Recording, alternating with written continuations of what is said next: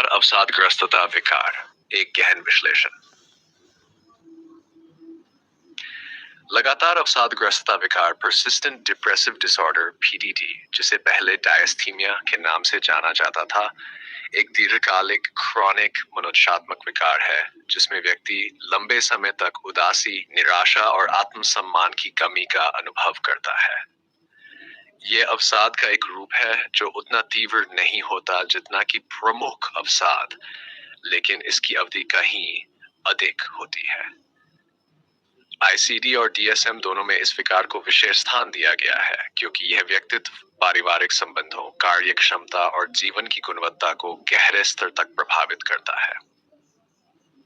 आईसीडी-एनएव के अंतर्गत डिस्थीमिया की परिभाषा और निदान मानदंड विश्व स्वास्थ्य संगठन द्वारा प्रस्तुत ICD-11 international classification of diseases revision में इस विकार को persistent depressive disorder डिस्थीमिया के रूप में वर्गीकृत किया गया है। इसके मुख्य लक्षणों में शामिल है कम से कम 2 वर्षों तक लगातार या बार बार उदासी की भावना, आनंद की कमी, एंडोनिया, कम आत्मविश्वास, थकान और ऊर्जा की कमी, नींद में गड़बड़ी, खाने की आदतों में परिवर्तन। ICD-11 ये मानता है कि इन लक्षणों की तीव्रता उतनी अधिक नहीं होती जितनी कि प्रमुख अवसाद में होती है, लेकिन इसकी दीर्घकालिकता व्यक्ति के जीवन को अधिक गहराई से प्रभावित करती है। ICD-11 निदान हेतु आवश्यक शर्तें: लक्षणों की उपस्थिति लगातार 2 वर्ष या अधिक समय तक होनी चाहिए। व्यक्ति ने इस अवधि में कोई लक्षण मुक्त समय 6 महीने से अधिक नहीं देखा हो। यह स्थिति सामाजिक, व्यावसायिक और अन्य महत्वपूर्ण कार्यक्षमता को प्रभावित करती है।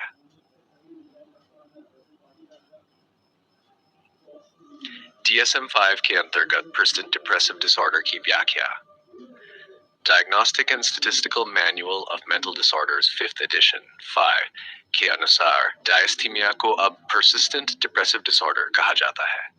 यह मुख्यतः पुराने अवसाद, क्रॉनिक डिप्रेशन को दर्शाने वाला एक व्यापक निदान है जिसमें डिस्थीमिया और क्रॉनिक मेजर डिप्रेसिव एपिसोड दोनों को शामिल किया गया है।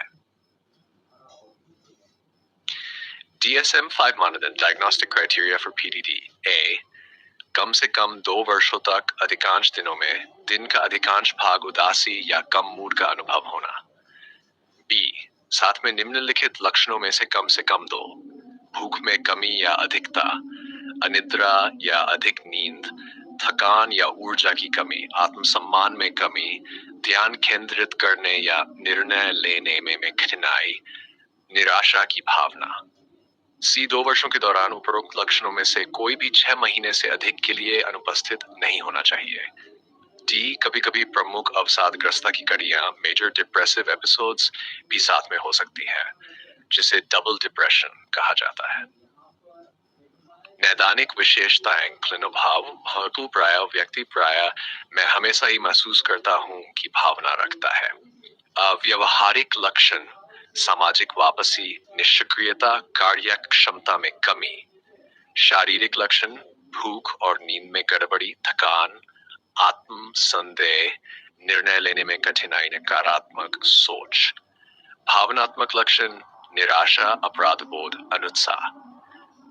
DSM-5 के अनुसार PDD को निम्न आधार पर उप प्रकारों में बांटा जा सकता है: with anxious distress, with atypical features, with melancholic features, with pure dysthymic syndrome, with intermittent major depressive episodes, with current episode, with intermittent major depressive episodes, without current episode।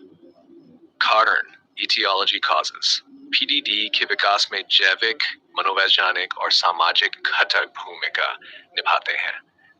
जैविक कारण: न्यूरोट्रांसमीटर्स जैसे सेरोटोनिन, डोपामिन की असंतुलन, मस्तिष्क संरचना में परिवर्तन जैसे हिप्पोकैम्पस का संकुचन, आनुवंशिक प्रवृत्ति।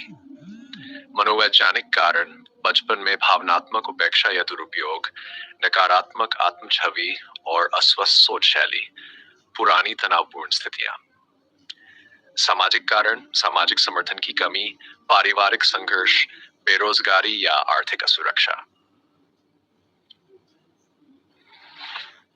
नैदानिक साक्षात्कार स्केल्स और स्व रिपोर्ट प्रश्नावली का उपयोग करके मूल्यांकन किया जाता है।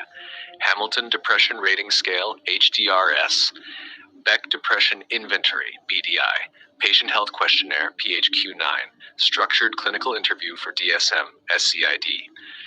Up7, Upchar, औषधि उपचार, pharmacological treatment, selective serotonin reuptake inhibitors SSRIs जैसे fluoxetine, sertraline, serotonin norepinephrine reuptake inhibitors SNRIs, tricyclic antidepressants TCAs, MAO inhibitors कम प्रयुक्त. I.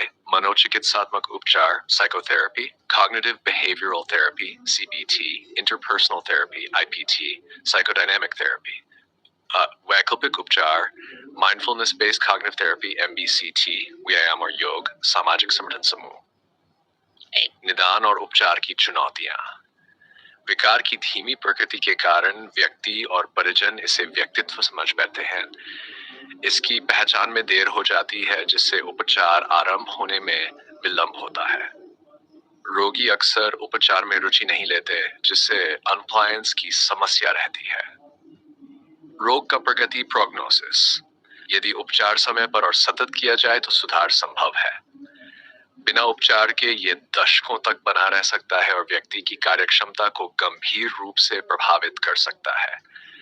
पुनरावृत्ति की संभावना बनी रहती है, विशेषतः यदि सामाजिक संज्ञानात्मक कौशलों का विकास न हो. निष्कर्ष लगातार अवसादग्रस्तता विकार एक गंभीर मानसिक स्थिति है जो जीवन की गुणवत्ता को दीर्घकालिक रूप से प्रभावित कर सकती है. इसकी पहचान में DSM-5 और ICD-9 दोनों का योगदान महत्वपूर्ण है. इसका प्रभाव कम तीव्र लेकिन अधिक स्थायी होता है, जिससे इसे समझना और इसका इलाज करना आवश्यक हो जाता है. मनोवैज्ञानिक दृष्टिकोण, दवाओं और सामाजिक समर्थन के समन्वित प्रयास से रोगी सामान्य जीवन की ओर लौट सकता है.